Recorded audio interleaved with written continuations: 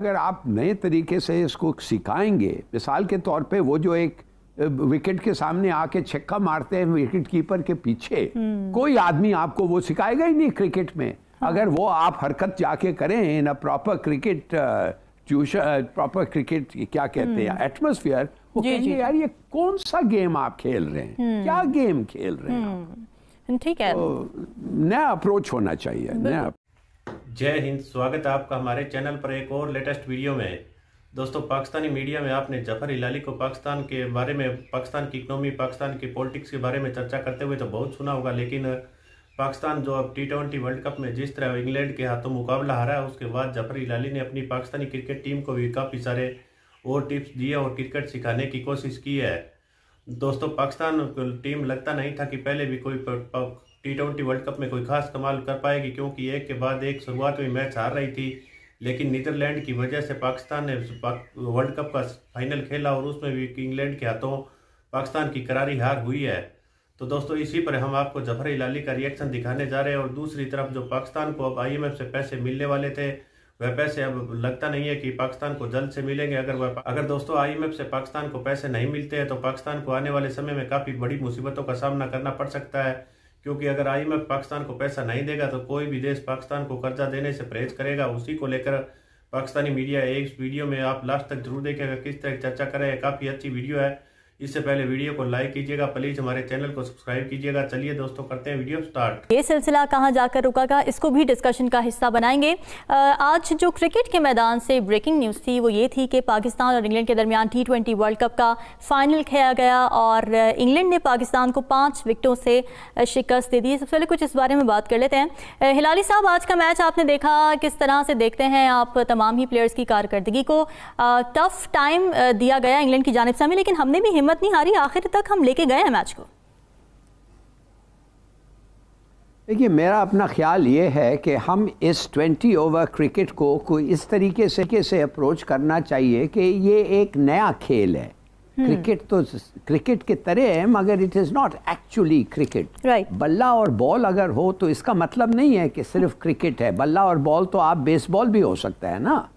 तो मैं समझता हूँ, मिसाल के तौर पे मैं आपको 2 जल्दी से मिसाल देता हूँ। एक, तो जब आप एक बॉल को, स्पिनर को जब आप मारते हैं तो 2 तरीके हैं, एक स्पिन के साथ मारना और एक स्पिन के खिलाफ। When you are hitting against the spin तो बॉल जो है नेचुरली ऊंचा जाएगा, लंबा नहीं जाएगा। अगर आप समझें, वो हाई जाएगा, ऊंचा जाएगा, एलिवेशन, मगर लेंथ इतना नहीं होगा, तो वो बड़ा डेंजरस है।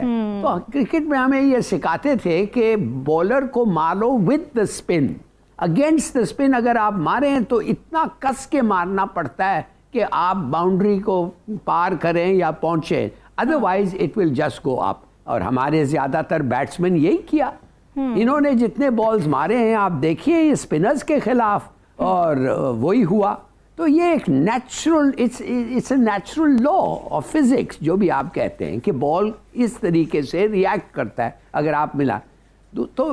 दूसरी बात यह है कि ये game it's completely different from cricket. इसका नाम भी नहीं होना चाहिए। अच्छा। इसको आप 20 ओवर्स रखें, कुछ और करें। इसकी अप्रोच जो होती है आपको, it should be of a different kind.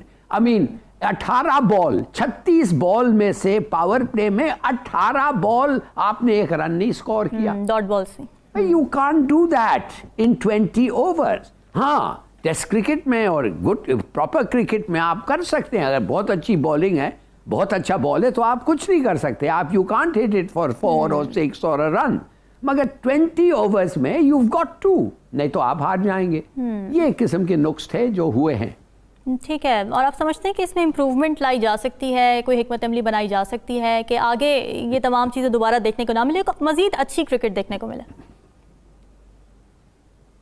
हाँ, देखिए, अगर आप नए तरीके से इसको सिखाएंगे, मिसाल के तौर पे वो जो एक विकेट के सामने आके छक्का मारते हैं विकेट कीपर के पीछे, कोई आदमी आपको वो सिखाएगा ही नहीं क्रिकेट में। अगर वो आप हरकत जाके करें in a proper cricket proper cricket क्या कहते हैं एटमॉस्फेयर, वो कहेंगे यार ये कौन सा गेम आप खेल रहे हैं, क्या गेम खेल रहे हैं। ठीक है, तो नया अप्रोच होना चाहिए, नया अप्रोच।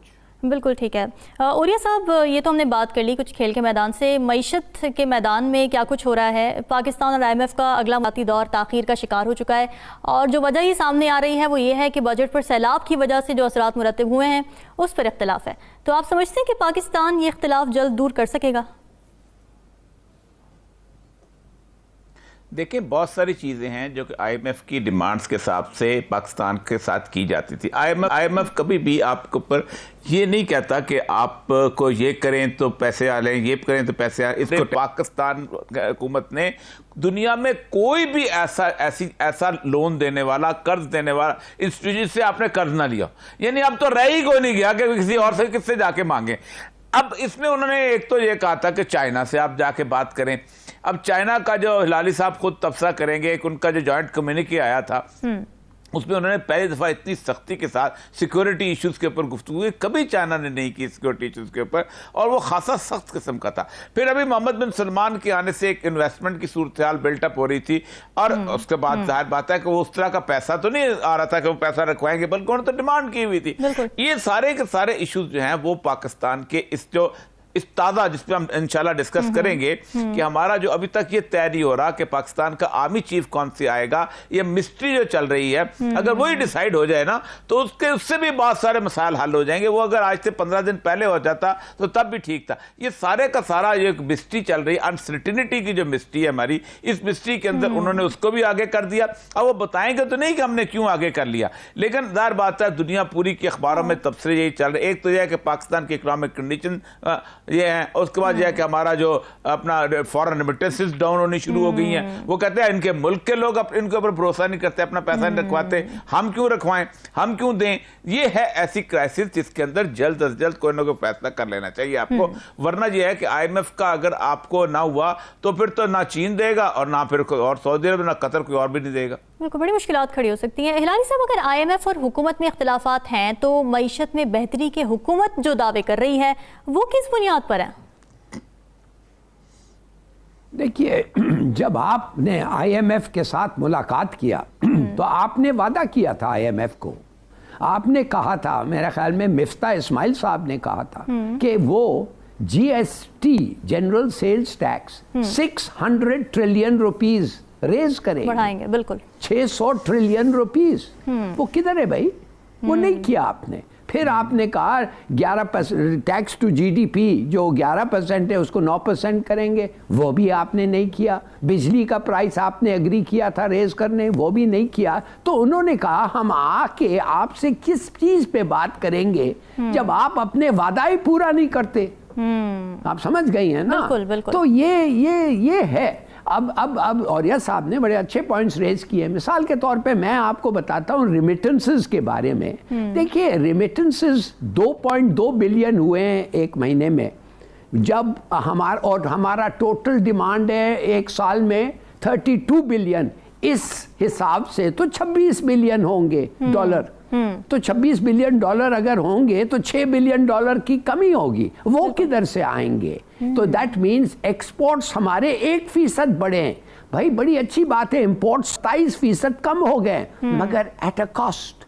हमारे लोगों को, हम इंपोर्टेड रॉ मटेरियल्स पे काम करते हैं और नौकरियां बढ़ती है, वो नहीं मिलेंगे। तो वो भी एक फैक्टर है कंसिडर करने के लिए। तो देखिए, कीमत भी देखिए डॉलर का, हमारे पास $1 बिलियन चाहिए हर महीना रेट को कंट्रोल करने के लिए। ये जो दार साहब कह रहे थे कि 200 से नीचे, ये वो 225 है, मगर नहीं, आज आप मार्केट में जाएं आपको $235 में डॉलर लेना पड़ेगा। वेयर इज दी 1 बिलियन जो आप वो जो डॉलर को कंट्रोल करने के लिए ये करता था, $1 बिलियन हर महीने खर्चता था उसको रेट को स्टेबल रखने के लिए, वो पैसे अब है नहीं है। ये दुनिया बदल गया है। पता नहीं ये किधर बैठ के बात कर रहे हैं कि हम ये करेंगे और वो करेंगे, कुछ नहीं हो रहा है। हाँ, इसलिए मैं कह रहा हूँ ये बड़ा it's a very worrying prospect. सोचना चाहिए, सब लोगों को सोचना चाहिए। बिल्कुल। ओरिया साहब, आपको क्या लगता है क्या वजह है कि हमसे ना तो बजट में तय करदा अहदाफ पूरे होते हैं और ना ही हम IMF की आयद करदा शराइत पूरी कर पाते हैं? देखें, एक्स्ट्रा ऑर्डिनरी सिचुएशन है।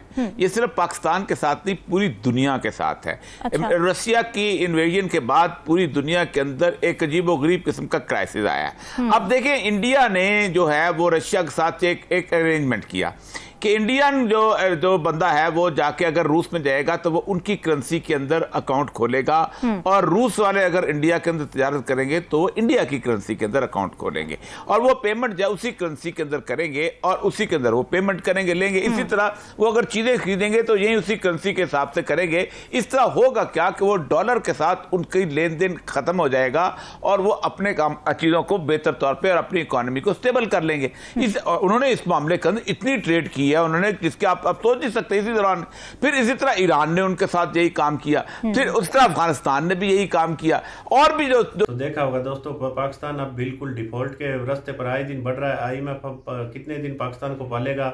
अगर IMF के साथ एक बार फिर यह डील नहीं बनती है तो पाकिस्तान को कोई भी देश कर्जा देने से परहेज करेगा।